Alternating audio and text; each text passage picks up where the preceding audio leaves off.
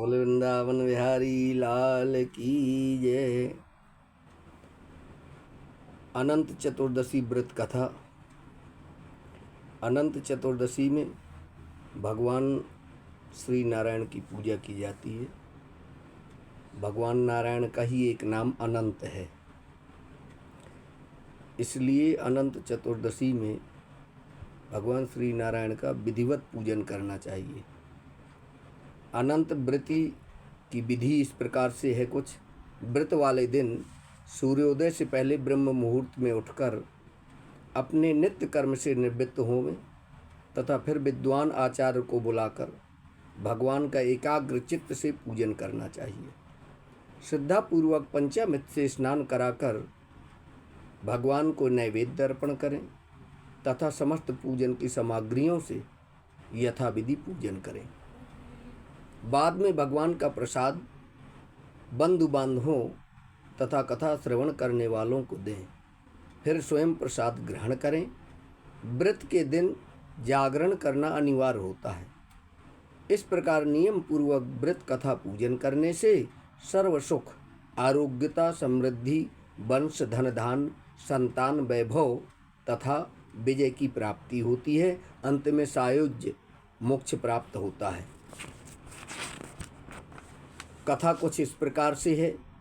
श्री सूत जी बोले, नैमिषारण्य में पूर्व समय में गंगा तट पर महाराज युधिष्ठिर ने जरासंध के वध के लिए राजसूय यज्ञ किया।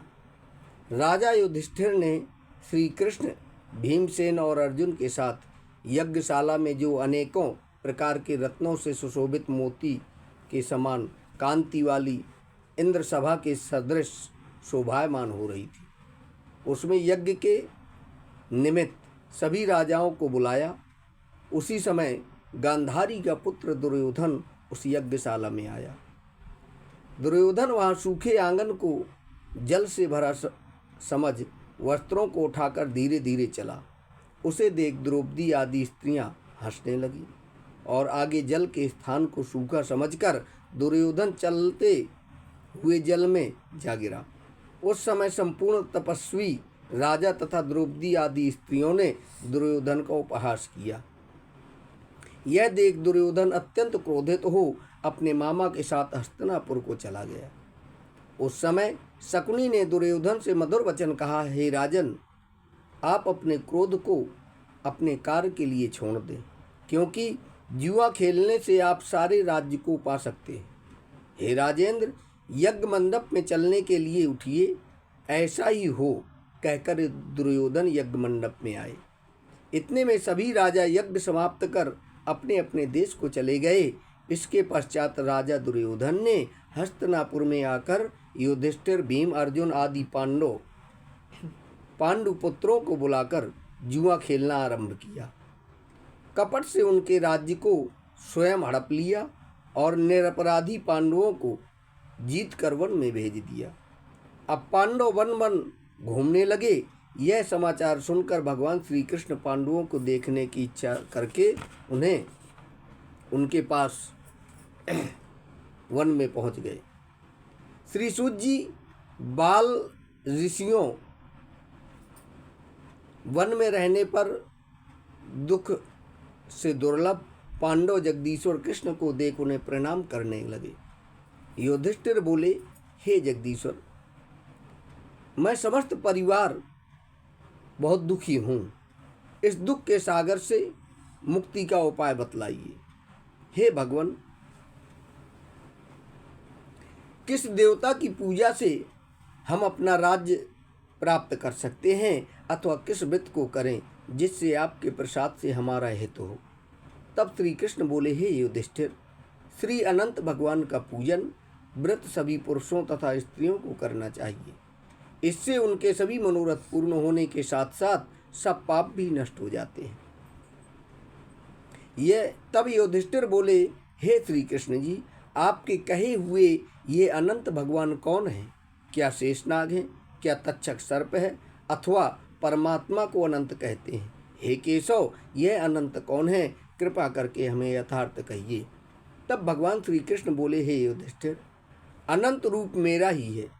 सूर्यादि ग्रह और यह आत्मा जो कहे जाते हैं, और पल विपल, दिन रात, पक्ष मास, ऋतु वर्ष युग, यह सब काल कहे जाते हैं।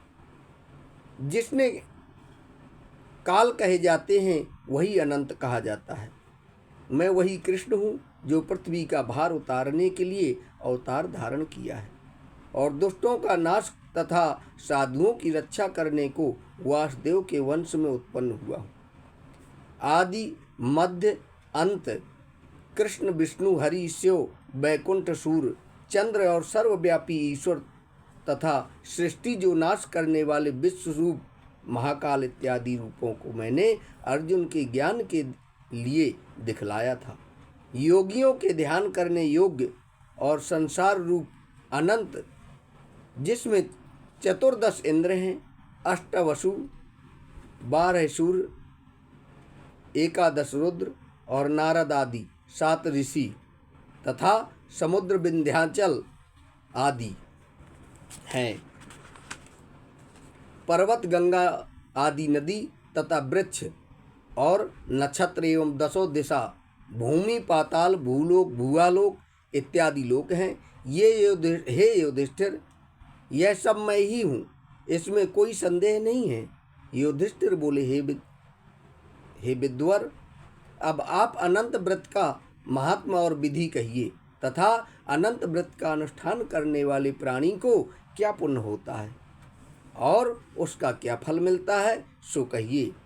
मैं यह जानना चाहता हूँ, पूर्व काल में यह अनंत व्रत किसने किया है और मृत्युलोक में किसने प्रकाशित किया, यह सब विस्तार से कहिए। तब भगवान श्री कृष्ण बोले, हे युधिष्ठिर, पहले सतयुग में एक सुमंत नाम का ब्राह्मण था। उसने वशिष्ठ गोत्र में उत्पन्न भृगु की सुंदर कन्या दीक्षा का वेदोक्त विधि से विवाह किया। थोड़ा समय बीतने पर उसके गर्भ में अनंत लक्षणों वाली कन्या उत्पन्न हुई।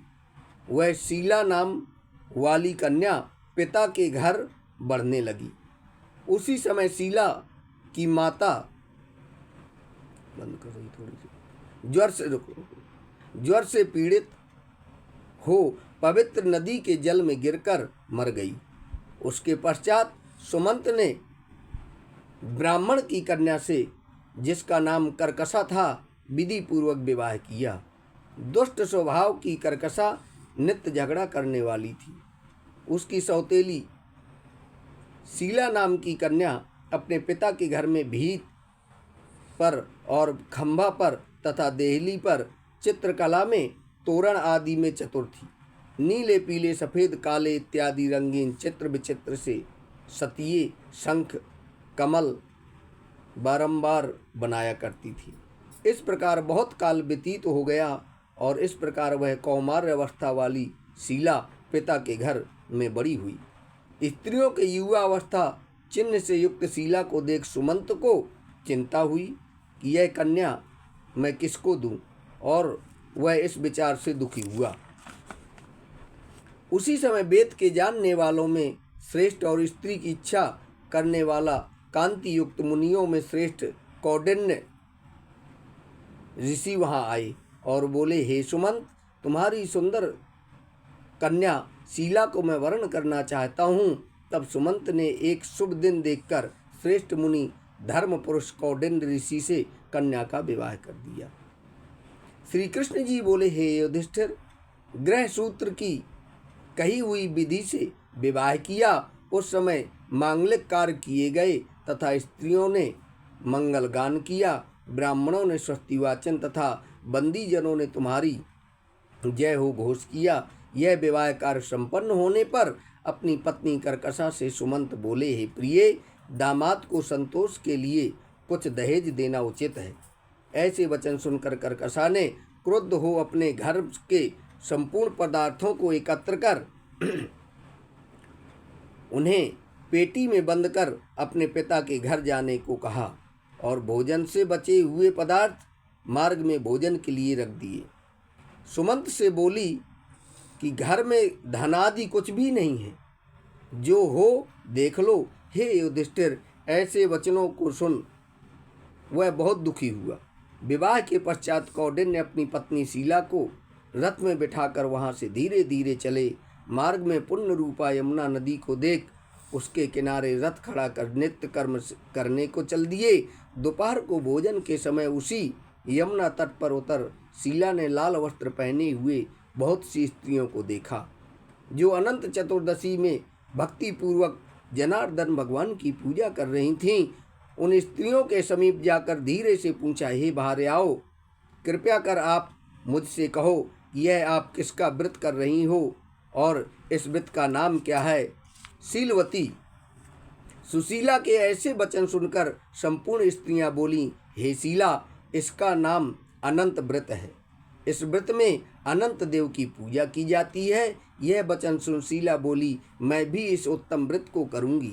और स्त्रियों से पूछा, इस व्रत का क्या विधान है और इसमें क्या दान आदि होगा तथा किस देवता की पूजा होती है। उसके यह वचन सुन सब स्त्रियां बोली, हे शीला, अच्छे अन्न के एक सेर मालपुए बनावें, जिसमें से आधा भाग ब्राह्मण को दें, आधा आप भोजन करें और कृपणता को त्याग कर शक्ति अनुसार ब्राह्मण को दक्षिणा दें। किसी नदी के किनारे अनंत भगवान का पूजन करें। कुशा का शेषनाग बनाकर बांस की टोकरी में स्थापित करें। फिर उसमें शेष का आवाहन प्राण प्रतिष्ठा करके स्नान करें और वेदी पर चंदन पुष्प धूप दीप और बहुत प्रकार के नैवेद्य अनेकों प्रकार के पकवानों से उसकी पूजा करें। उस शेष के आगे कुमकुम से रंग कर उसमें 14 गांठ लगाकर एक डोरे का पूजन कर पुरुष अपने दाएं हाथ में और स्त्री अपने बाएं हाथ में बांधते हैं। बांधते समय यह मंत्र पढ़ें, हे वसुदेव, इस संसार रूपी सागर में डूबते हुए मेरा उद्धार करें। ऐसा श्री अनंत सूत्र है, उसके लिए मेरा नमस्कार है। तदनंतर सूत्र को हाथ में बांधकर अनंत की इस कथा को सुने और संसार रूपी नारायण अनंत का ध्यान करें। हे शीला, इस प्रकार हमने तुमसे इस व्रत का विधान कहा है। तब श्री कृष्ण जी बोले, हे युधिष्ठिर, उस शीला ने स्त्रियों के ऐसे वचन सुन अति आनंद को प्राप्त हो हाथ में 14 ग्रंथि युक्त डोरा बांधकर इस व्रत को किया। मार्ग के अर्थ जो भोजन दिया गया था आधा ब्राह्मण को खिलाया, शेष आप दोनों ने भोजन किया और अनंत से पति के साथ बैलगाड़ी में बैठकर घर गई। उस समय से शीला को व्रत का प्रभाव मालूम हुआ। अब अनंत व्रत करने से गौ धन और लक्ष्मी के से उसका घर परिपूर्ण हो गया। अतिथि के सत्कार में शीला सदा लगी रहती थी और माणिक स्वर्ण मोतियों के हारों से सुसज्जित हो गई। देवताओं की स्त्रियों के समान धन पुत्रादि से युक्त हो, सावित्री के समान पतिव्रत हो, पति के साथ आनंद से रहने लगी। किसी समय उसके पति ने शीला के हाथ में अनंत का डोरा बंधा देखा और पूछा, हे शीला, इस डोरे को तूने मुझे वश में करने को बांधा है क्या? सत्य कह, किसके अर्थ तूने यह डोरा धारण किया है? शीला बोली, हे स्वामी, जिसके प्रसाद से मनुष्य इस लोक में धन धान्य आदि संपदाओं से को पाते हैं, उसी अनंत के डोरे को मैंने धारण किया है। शीला के ऐसे वचन सुनकर उसके पति कौंडिन्य ऋषि ने लक्ष्मी के मद से अनंत के डोरे को तोड़ डाला और बोला, यह अनंत कौन है? उस मूढ़ ने डोरे को जलती हुई आग में डाल दिया। तब हाय हाय कर दौड़ती हुई शीला ने अनंत सूत्र को अग्नि से निकालकर दूध में डाल दिया। इन कर्मों के फल के कौंडिन्य के ये सब ऐश्वर्य नष्ट हो गए। चोर उसकी गौ चुरा ले गए, आग से उसका घर जल गया और जो पदार्थ जिस प्रकार से आया उसी प्रकार से गया। अपने स्वजनों से कलह तथा बंधुओं से नित्य प्रिय झगड़ा होने लगा। उसी अनंत के डोरे को तोड़ने से घर में दरिद्रता आ गई। भगवान बोले, हे युधिष्ठिर, उससे कोई मनुष्य बोलता भी नहीं था। पीड़ित शरीर से अत्यंत दुखी होकर वह बोला, हे शीले, मुझे अकस्मात शोक होने का क्या कारण है? मेरा सब धन नष्ट हो गया, कोई मुझसे बात नहीं करता और देह भी मेरी शिथिल होने लग गई है। नित्य प्रति पीड़ा होती है। हे शीले, मुझसे क्या अपराध हुआ है और क्या करने से मेरा कल्याण हो सकता है? पति के ऐसे वचन सुन शीला बोली, हे स्वामी, आपने जो अनंत के डोरे को तोड़ा था, उसकी उपेक्षा किया, उसी के पाप का यह फल है। हे महाभाग, भविष्य में द्रव्य आदि सब होंगे, परंतु उसके लिए उपाय करो। शीला के वचन सुन वह अति दुखी हो तप करने का संकल्प ले वन में जा आयु लक्षित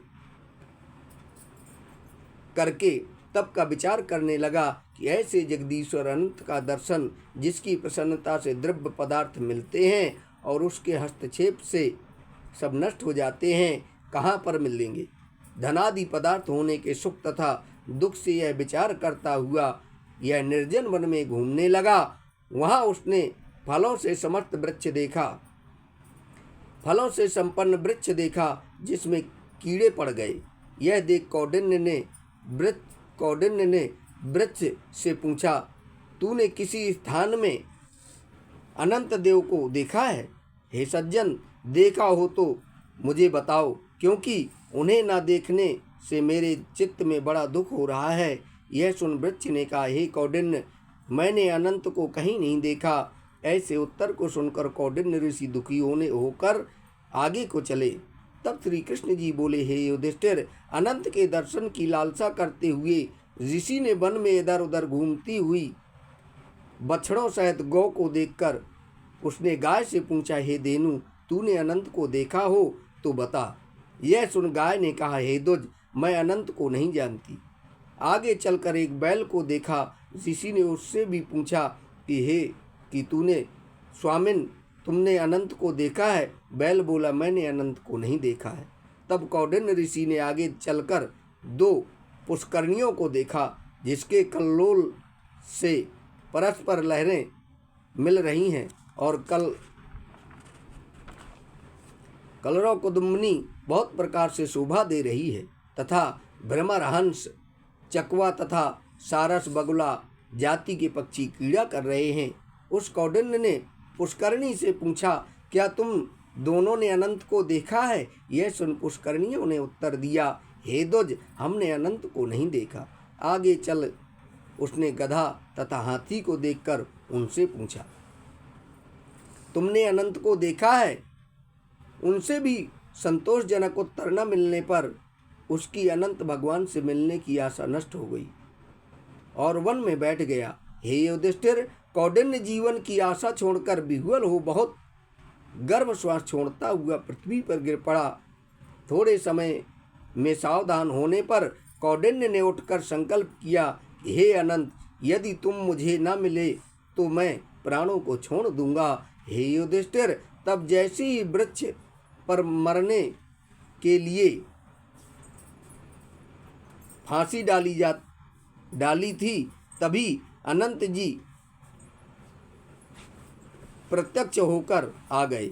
ब्राह्मण का रूप धारण किए अनंत ने कहा, हे दुज, इधर आओ, और उसका दाहिना हाथ पकड़कर पर्वत की गुफा में चले गए। वहाँ सुंदर स्त्री पुरुषों से युक्त उस ऋषि को अपनी पुरी को दिखाया। वहाँ एक दिव्य सिंहासन पर बैठ और शंख, चक्र, गदा, पद्म और गरुण सहित विश्वरूप अपनी विभूतियों के भेदों से अधिक तेज और कौस्तुभ मणि सहित वनमाला धारण किए हुए थे।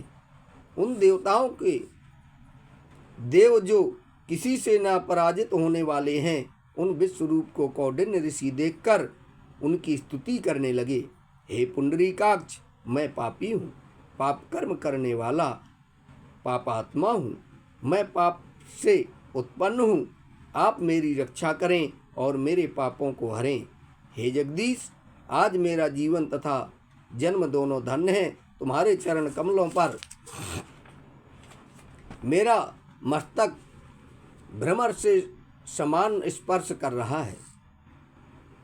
कौंडिन्य ऋषि के वचन सुनकर अनंत देव मधुर वाणी से बोले, हे कौंडिन्य, तुम निर्भय होकर अपने मन की बात मुझसे कहो। तब कौंडिन्य बोले, मैंने अपनी संपत्ति के घमंड में आकर अनंत का दौड़ा तोड़कर उसकी निंदा की, जिससे मेरी सब संपदा नष्ट हो गई। स्वजनों से नित्य झगड़ा होता है और मुझसे कोई बात भी नहीं करता। महादुखी होकर तुम्हारे दर्शनों के लिए आया हूँ।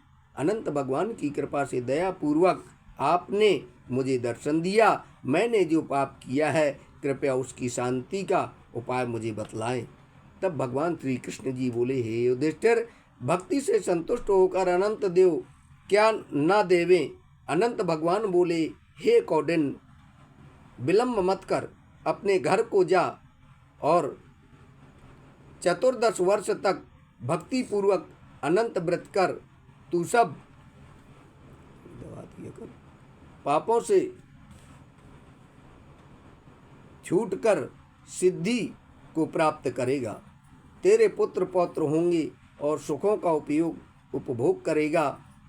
अंत समय में मेरा स्मरण होगा और पीछे निसंदेह अमर पद को प्राप्त होगा। संपूर्ण लोगों के उपचार के लिए